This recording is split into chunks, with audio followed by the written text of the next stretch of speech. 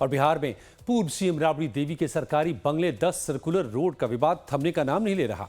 हर दिन नया विवाद सामने आ रहा है। अब तक सत्ता पक्ष बंगला खाली न करने को लेकर के लालू राबड़ी परिवार पर हमलावर था। अब आरजेडी ने डबल इंजन सरकार को घेरना शुरू कर दिया है। क्या है पूरा माजरा, देखिए पटना से सदन सिंह की एक खास रिपोर्ट।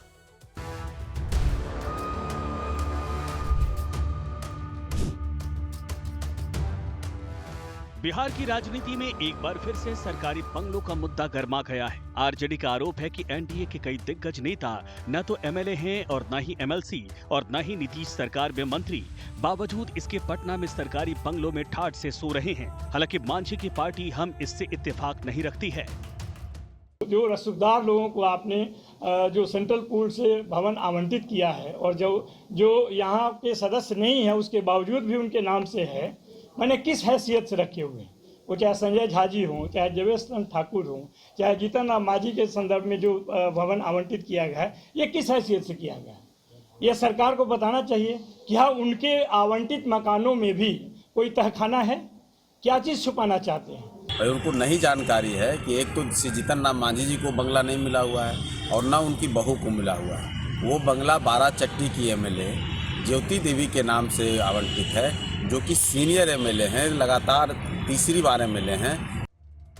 आरजेडी ने डबल इंजन सरकार से सवाल किया कि किस हैसियत से मोदी सरकार में मंत्री जीतन राम मांझी, जेडीयू के कार्यकारी अध्यक्ष और राज्यसभा सांसद संजय झा और जेडीयू सांसद देवेश चंद्र ठाकुर सरकारी बंगले पर अभी भी काबिज हैं, जबकि ये तीनों बिहार के किसी भी सदन के सदस्य नहीं हैं। लाइफ टाइम संवाददाता सदन सिंह ग्राउंड पर जाकर हकीकत को जाना।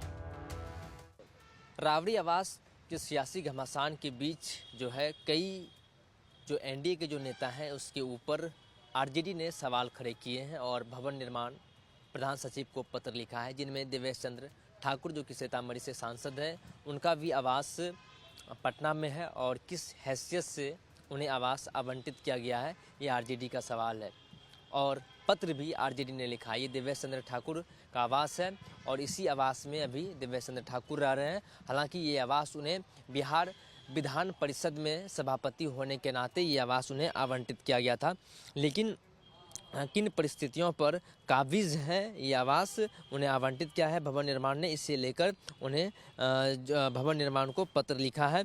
और एनडीए के जो कई नेता संजय झा, देवेश चंद्र ठाकुर, जीतन राम मांझी को जो आवास आवंटित किया गया है उसी को लेकर सवाल खड़े किए गए हैं। राजनीति का खेल भी अजीब है। अभी तक सत्ताधारी दल के नेता भवन निर्माण विभाग को पत्र लिख रहे थे, अब दांव पलट गया है। विपक्षी दल आरजेडी ने उन सांसदों के खिलाफ मोर्चा खोल दिया है जिन्होंने बंगले पर कब्जा कर रखा है। उन्हीं में से एक है जेडीयू सांसद देवेश चंद्र ठाकुर, जो कभी बिहार विधान परिषद के सदस्य थे, तब उन्हें ये बंगला मिला था। आगे की कहानी सुनिए जेडीयू सांसद की जुबानी। मुझको ये मकान अलॉटेड है, मैं इसका रेगुलर रेंट देता हूं, बिजली का बिल भी भरता हूं, वैध तरीके से मैं यहां रह रहा हूं। कोई माइका लाल ये नहीं कह सकता कि अवैध तरीके से मैं यहां रह रहा हूं।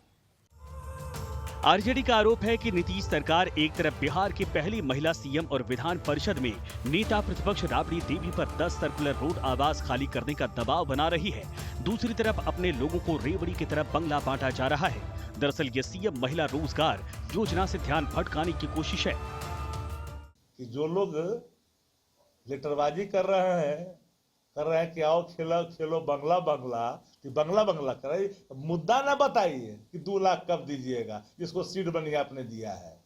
और 2 लाख देने के लिए 2,70,000 करोड़ की आवश्यकता पड़ेगी।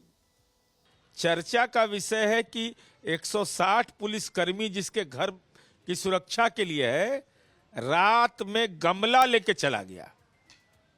तो हमारी आशंका यह है कि वो गमला नहीं केवल था, वह सरकार की लगी हुई पूंजी है। तो कल तो आप पंखा का रेगुलेटर भी लेके चले जाइएगा। वो सरकार की संपत्ति है, 20 साल से उस घर में रह रहे हैं और बंगला पर सियासत आपने प्रारंभ किया। बहरहाल बिहार में सरकारी बंगले पर अवैध कब्जे की बात जब निकली है तो दूर तलक जाएगी, ये तो निश्चित है। जो किराया है, जो रेंट होता है, राबड़ी देवी को भी देना चाहिए। और नीतीश सरकार में जब हम बिहार विधान परिषद के सभापति थे, उसी समय हमें ये आवास दिया गया है और उसके बाद मैंने कहा था मैं अपने निजी काम से ये आवास में रख रहा हूँ और इसका मैं किराया भुगतान करूंगा, देवेश चंद्र ठाकुर ने कहा है। सहयोगी नीलमणि के साथ पटना से लाइव टाइम्स के लिए मैं सदन सिंह।